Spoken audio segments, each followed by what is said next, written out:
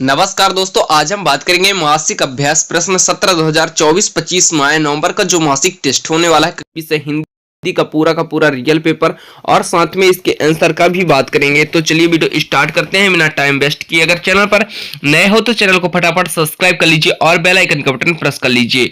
यह आप देख सकते हैं, सही विकल्प चुनकर लिखिए। जी हाँ दोस्तों, इसमें सही विकल्प चुनकर लिखना है। पहला प्रश्न है, फोटो खिंचवाते समय किस परंपरा की ओर संकेत किया गया है? तो पहला ऑप्शन है नए कपड़े पहनने के, अच्छे जूते पहनने के, तीसरा है चेहरे पर मुस्कान लाने के और चौथा है फोटोग्राफर की अच्छी फोटो लेने के अनुरोध किया गया। तो इसका हमारा सही आंसर हो जाएगा, यानी फोटो खिंचवाते समय किस परंपरा की ओर संकेत किया गया है, तो चेहरे की मुस्कान लाने की।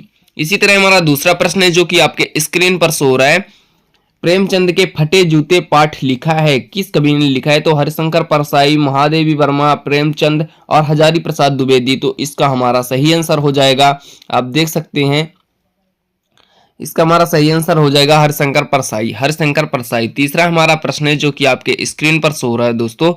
तीसरा हमारा प्रश्न है, मेरे बचपन के दिन पाठ की रचना किसने की है? तो मेरे बचपन के दिन पाठ की रचना प्रेमचंद, महादेवी वर्मा, हरिशंकर परसाई और जबीर हुसैन। तो इसका हमारा सही आंसर हो जाएगा महादेवी वर्मा। जी हाँ दोस्तों, इसका सही आंसर हो जाएगा महादेवी वर्मा। इसी तरह हमारा चौथा प्रश्न है जो कि आपके स्क्रीन पर शो हो रहा है दोस्तों, बचपन की स्मृतियों का एक विचित्र सा क्या होता है? आकर्षण होता है या विकर्षण होता है, अपकर्षण होता है या हे दर्शन होता है? तो इसका हमारा सही आंसर यानी प्रश्न नंबर 4 का सही विकल्प का सही आंसर हो जाएगा आकर्षण। इसी तरह हम बात करते हैं नेक्स्ट प्रश्न की। तो हमारा नेक्स्ट प्रश्न है, रिक्त स्थानों के सही विकल्प चुनकर लिखिए। रिक्त स्थान जो खाली स्थान दिए है उसके सही विकल्प चुनकर लिखना है। इसमें पहला प्रश्न है, कवि सुमित्रा नंदन पंत ने लता का मानवीकरण किस रूप में चित्रण किया है? कवि सुमित्रा नंदन पंत जो है इसके लता का मानवीकरण किस रूप में चित्रण किया है? तो इसका हमारा सही आंसर हो जाएगा नव विवाहिता, नव विवाहिता। इसका हमारा खाली स्थान हो जाएगा। इस तरह मैं दूसरा प्रश्न है जो कि आपके स्क्रीन पर शो रहा है। दूसरा प्रश्न है, कैदी और कोयल दोनों ही डॉट डॉट देश के वासी हैं, तो गुलाम देश की। इसका सही आंसर क्या हो जाएगा दोस्तों? गुलाम देश के वासी हैं। इसी तरह हमारा तीसरा प्रश्न जो कि आपके स्क्रीन पर शो रहा है, तीसरा प्रश्न क्या है, ज्ञान मार्गी भक्ति धारा के प्रतिनिधि कवि कौन है? तो ज्ञान मार्गी भक्ति धारा के प्रतिनिधि कवि कबीर दास हैं, कबीर दास हैं। इसी तरह ग्राम श्री की रचनाकार कौन है? ग्राम श्री के रचनाकार कौन है? तो इसका सही आंसर हो जाएगा सुमित्रा नंदन पंत, सुमित्रा नंदन पंत। और इसी तरह हम बात करते हैं नेक्स्ट क्वेश्चन की। तो नेक्स्ट क्वेश्चन है हमारा, आप देख सकते हैं, ग्राम सी की कविता में गांव का पर आकाश के समान आच्छित है, नीले पर्दे के समान। इसका सही आंसर हो जाएगा नीले पर्दे के समान अपरिचित है। रीढ़ की हड्डी किस विधा में लिखी गई है? तो रीढ़ की हड्डी एकांकी विधा में लिखी गई है। जी हाँ दोस्तों, एकांकी विधा में लिखी गई है। 6 नंबर का आंसर है। इसी तरह हम बात करते हैं 7वें प्रश्न की। तो 7वां प्रश्न है, रीढ़ की हड्डी एकांकी में कुल 6 पात्र हैं, 6 पात्र हैं। इसी तरह हम बात करते हैं नेक्स्ट प्रश्न की, सही जोड़ी लिखिए। जी हाँ दोस्तों, नेक्स्ट प्रश्न है हमारा सही जोड़ी लिखिए। तो सही जोड़ी हमारा प्रेमचंद के फटे जूते, तो इसका सही आंसर हो जाएगा हरिशंकर सिंह परसाई। रीढ़ की हड्डी, इसका सही आंसर हो जाएगा रीढ़ की हड्डी जगदीश चंद्र माथुर। और बाघ के भेद रचना के आधार पर बाघ कितने प्रकार के होते हैं? तो 3 प्रकार के और माखनलाल चतुर्वेदी है। इसका सही आंसर हो जाएगा कैदी और कोकिला। और सुमित्रा नंदन पंत, इसका सही आंसर हो जाएगा ग्रामसी। आप देख सकते हैं, इसका स्क्रीनशॉट कर सकते हैं, हमारे टेलीग्राम में ज्वाइन भी कर सकते हैं। अब हम बात करेंगे प्रश्नों की। तो लघु उत्तरीय प्रश्न आप देख लेंगे, इसके आंसर हम एक साइड से बताएंगे। पहला प्रश्न है, हथकड़ियों को गहना क्यों कहा जाता है? ये पहला प्रश्न है दोस्तों, आप देख सकते हैं, हथकड़ियों को गहना क्यों कहा जाता है। दूसरा प्रश्न है, किस शासन की तुलना तम के प्रभाव से की गई है और क्यों? कोयल। तीसरा है, कोयल के कुकू सुनकर कवि माखनलाल चतुर्वेदी की क्या प्रतिक्रिया थी? और चौथा प्रश्न है, कवि माखनलाल चतुर्वेदी को कोयल से ईर्ष्या क्यों हो रही है? और 5वां प्रश्न है, कोयल की कुकू सुनकर कवि माखनलाल चतुर्वेदी की क्या प्रतिक्रिया थी? और प्रश्न नंबर 6 है, कवि पंत ने गांव को हरता जन मन क्यों कहा है? प्रश्न 7 है, गांव के मकरे डिब्बे सा खुला क्यों कहा गया है? प्रश्न नंबर 8 है, प्रेमचंद के फटे जूठे पाठ के आधार पर प्रेमचंद के व्यक्तित्व की 2 विशेषताएं लिखिए। 9वां प्रश्न है, रीढ़ की हड्डी एकांकी का उद्देश्य लिखिए। 10वां है, रीढ़ की हड्डी में एकांकी कितने प्रकारों में खेलों की चर्चा की गई है? प्रश्न नंबर 11 है, रीढ़ की हड्डी का शीर्षक सार्थका स्पष्ट कीजिए। और अगला प्रश्न है दोस्तों हमारा, समास की परिभाषा लिखिए। अगला है, समास के कितने भेद होते हैं? अगला है, अव्ययीभाव समास की परिभाषा उदाहरण सहित लिखिए।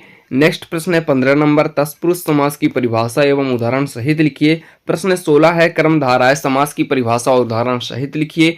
और प्रश्न 17 है, द्विगु समास की परिभाषा उदाहरण सहित लिखिए।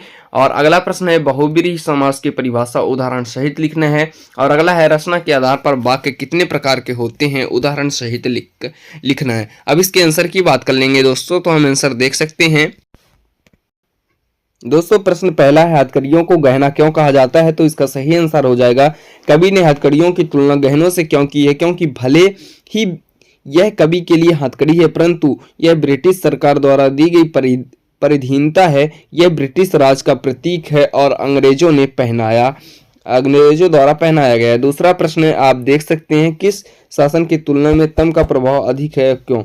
अंग्रेजी शासन की तुलना में कवि ने अंधकार के प्रभाव से की है, क्योंकि अंग्रेजी सरकार की कार्यप्रणाली अंधकार की तरह काली है। यह अन्याय अंधकार का प्रतीक है, क्योंकि अंग्रेजों के शासन प्रणाली अन्यायपूर्ण है। इसी तरह नेक्स्ट प्रश्न की बात करते हैं, तो नेक्स्ट प्रश्न है, कोयल की कूकू सुनकर कवि की क्या प्रतिक्रिया थी? तो इसका सही आंसर हो जाएगा, कोयल की कूकू सुनकर कवि को ऐसा लगता है जैसे कोयल उसके लिए कोई संदेशा लेकर आई है। संदेशा शायद अति महत्वपूर्ण है, इसलिए कोयल ने सुबह होने का भी इंतजार नहीं किया। इसी तरह नेक्स्ट प्रश्न है, जो कि आपका आंसर जो कि आपकी स्क्रीन पर शो हो रहा है, कवि को कोयल की ईर्ष्या क्यों हो रही थी? तो कवि को कोयल की ईर्ष्या हो रही थी, इसके मन में सबसे बड़ा कारण कोयल की स्वतंत्रता था तथा कवि की पराधीनता है। कवि अंग्रेजी सरकार की काल कोठरी में कैद है, परंतु कोयल हरियाली डाली पर रहती है, वह पूरे आकाश में स्वतंत्र उड़ सकती है। परंतु कवि की दुनिया काल कोठरी के अंधेर कर्मय जीवन में सिमट कर रह गई है। नेक्स्ट प्रश्न है, कोयल की कूकू सुनकर कवि की क्या प्रतिक्रिया थी? तो कोयल की कूकू सुनकर कवि को ऐसा लगता था जैसे कोयल उसके लिए कोई संदेशा लेकर आई है। संदेशा शायद अति महत्वपूर्ण, इसलिए कोयल ने सुबह होने का इंतजार भी नहीं किया। अब अगला प्रश्न है हमारा, कवि ने गांव को हरता जन मन क्यों कहा है? गांव का वातावरण अत्यंत मनमोहक है, यहाँ प्रकृति का सौंदर्य सभी लोगों में अच्छा लगता है, कवि ने इसलिए गांव को हरता जन मन कहा। नेक्स्ट प्रश्न है, कवि पंत ने गांव को मकर डिब्बे सा खुला क्यों कहा? लिखिए। मरकत के हरे रंग की तुलना गांव के हरियाली से की गई है। गांव का वातावरण भी मरकत के खुले डिब्बे के समान हरा भरा तथा खुला सा लगता है, इसलिए गांव को मरकत डिब्बे सा खुला कहा गया है। नेक्स्ट प्रश्न है, जो कि आपके स्क्रीन पर शो हो रहा है, प्रेमचंद के फटे जूते का पाठ प्रेमचंद को कौन सी विशेषताएं बताई? प्रेमचंद के व्यक्तित्व बहुत ही सीधा साधा है, उनके व्यक्तित्व में दिखावा नहीं था। दूसरा है, प्रेमचंद एक स्वाभिमानी व्यक्ति थे, किंतु किसी और की वस्तु मांगना उन्हें व्यक्तित्व के खिलाफ लगता था। अगला प्रश्न है, रीढ़ की हड्डी का एकांकी का उद्देश्य? यह एक एकांकी स्त्री पुरुष समानता के पक्षधर है। लड़कियां के विवाह करने में वाली समस्या को समाज के सामने लाना, बेटियों के विवाह के समय माता पिता की परेशानियों को उजागर करना। अगला प्रश्न है, रीढ़ की हड्डी के शीर्षक समर्थक स्पष्ट कीजिए। तो उत्तर है, यह शीर्षक एकांकी की भावना को व्यक्त करने के लिए बिल्कुल सही है। इस शीर्षक के समाज में बड़ी सड़ी गली मानसिकता को व्यक्त किया गया है तथा उस पर प्रहार किया गया है, क्योंकि रीढ़ शरीर का मुख्य हिस्सा है, उसी को सीधा रखने का मदद करता है। यह रहे पूरे के पूरे प्रश्नों का आंसर। जो भी प्रश्न बचे हम नेक्स्ट वीडियो में आपको बता देंगे। अगर चैनल पर नए हो, चैनल को फटाफट सब्सक्राइब करके बेल आइकन का बटन प्रेस कर लीजिए, जैसे मैं कोई नेक्स्ट वीडियो अपलोड करूं तो आपको नोटिफिकेशन सबसे पहले प्राप्त हो। यह वीडियो अच्छा लगे तो लाइक कर दीजिए, अपने दोस्तों को ज्यादा से ज्यादा शेयर कर दीजिए। मिलते हैं किसी नए टॉपिक से इंटरेस्टिंग वीडियो, तब तक के लिए जय हिंद।